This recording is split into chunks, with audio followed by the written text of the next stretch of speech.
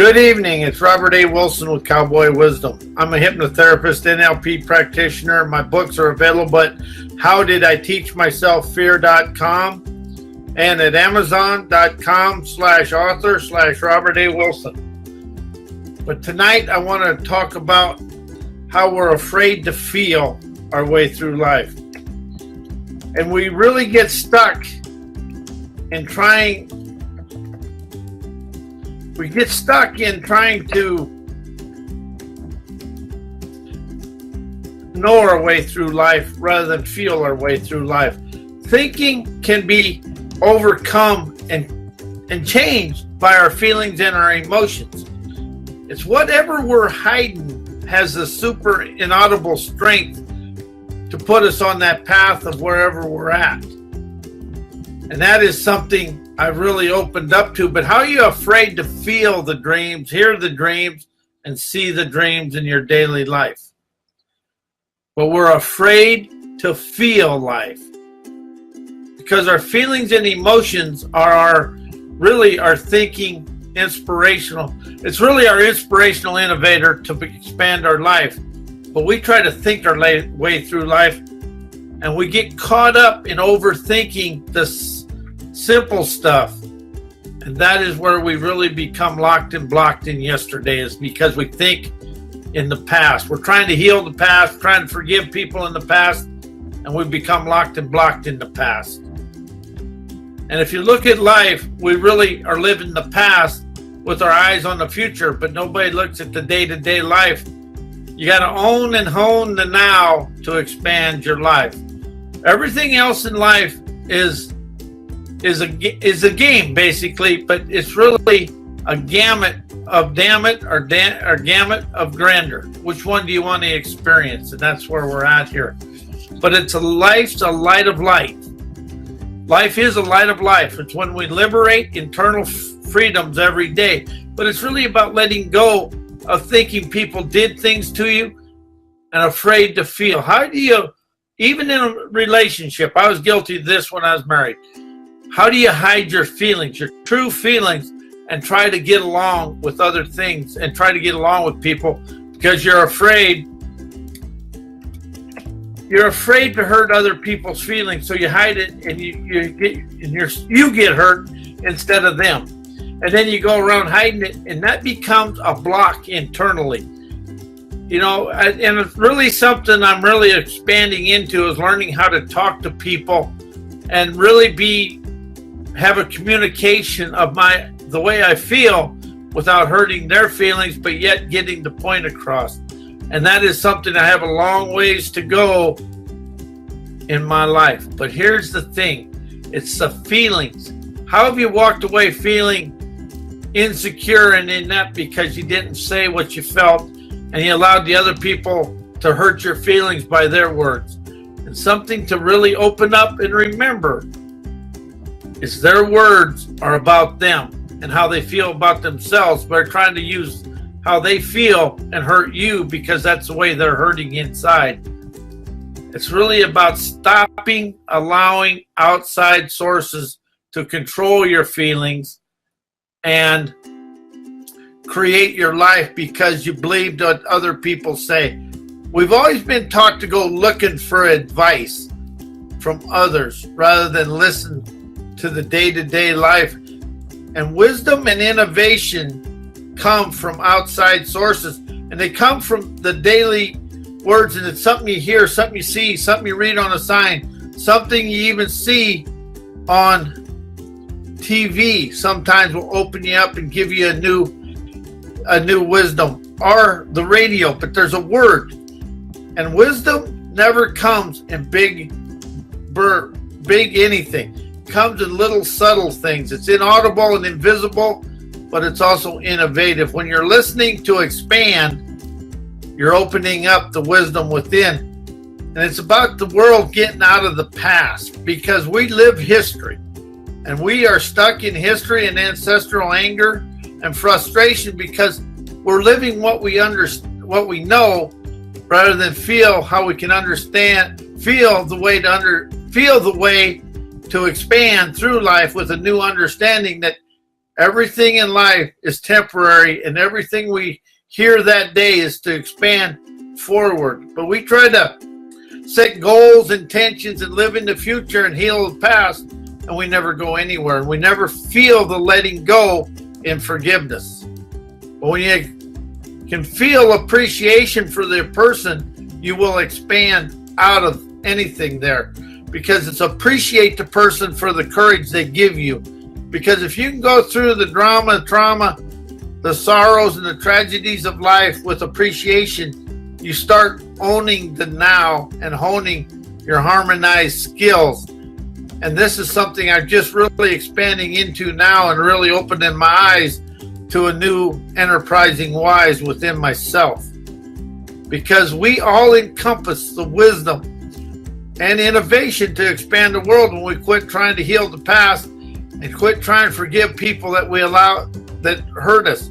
But it's the feelings of the dreams. You got to get into feel and emotions of the dreams and energize the mojo, opening today's innovative omnificence, naturally seeing the outcome in the now. And that's something I expanded into because I was always trying to heal this. Look back, when I first got into this 20 years ago, I was always trying to heal the past. It wasn't up until about 3 years ago I realized the past doesn't exist, because it's only the now I experience. You got to experience the wisdom of the now to naturally open the wonderfulness of life, to really expand and energize the dream. And a dream isn't necessarily the elaborate thing. It's living the life of peace and prosperity is the dream. And when you're at peace with life, that opens up the prayers to energize awesome celebrations every day. And prosperity is the wealth in here.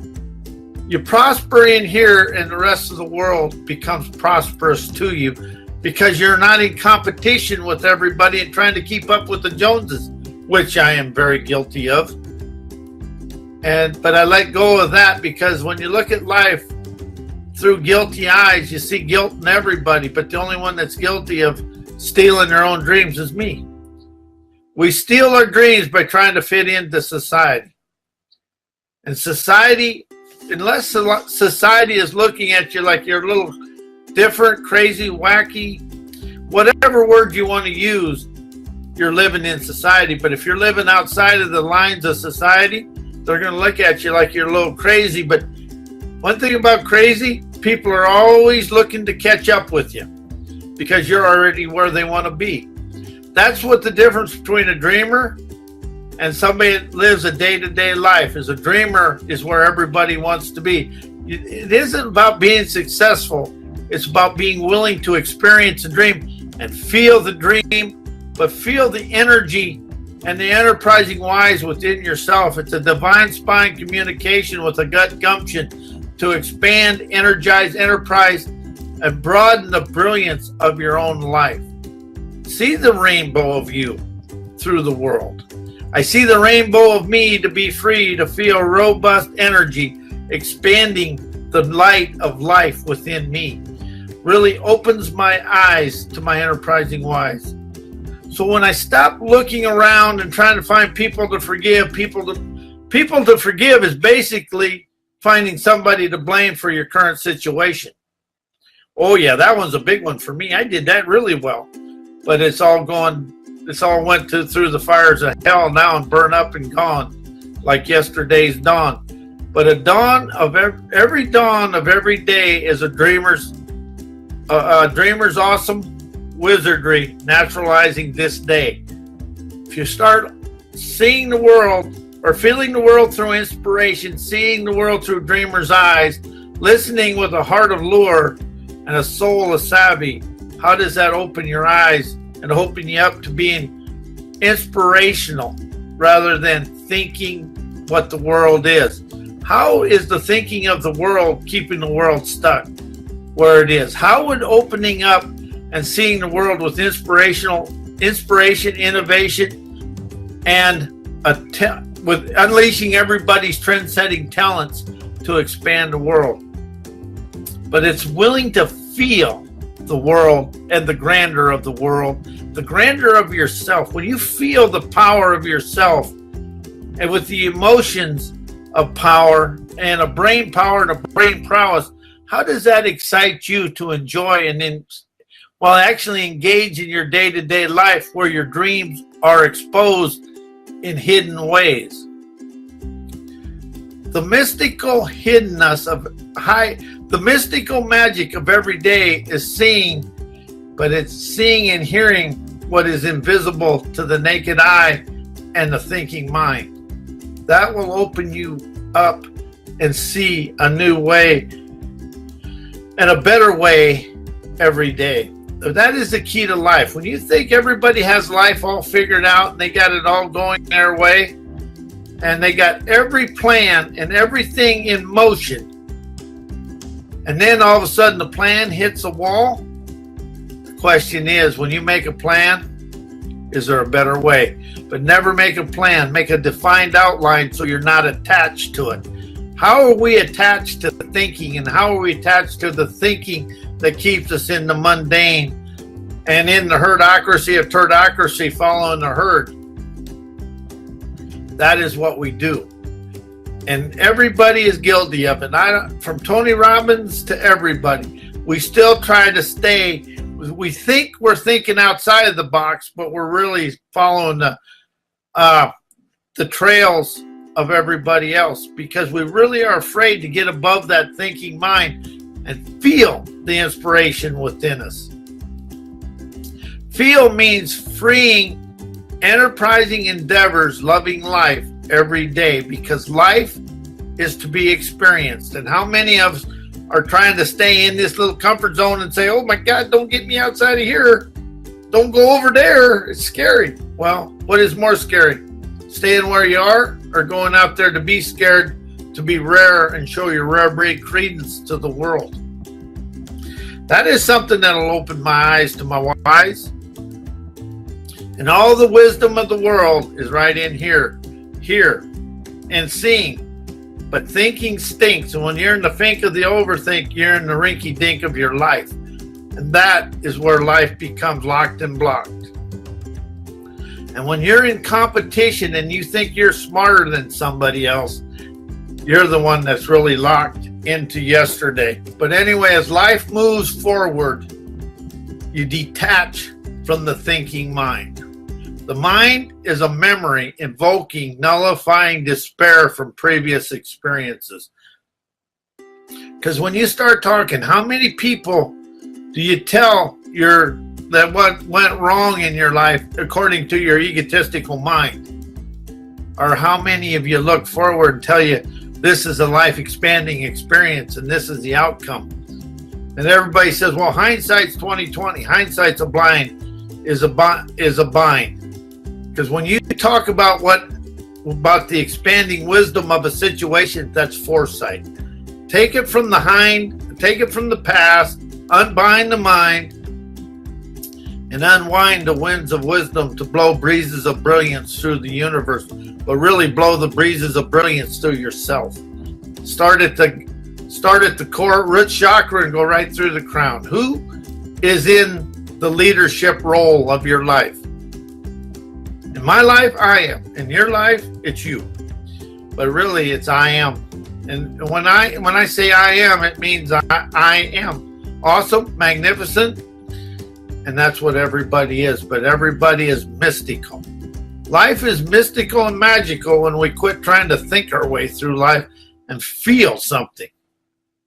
But when you have that energy of, you feel you can walk through a 6-foot wide wall and not slow down, what happens? You do. But when you have the feeling that a feather will knock you over, what happens? It's the feeling of inspiration that will allow you to move your life forward.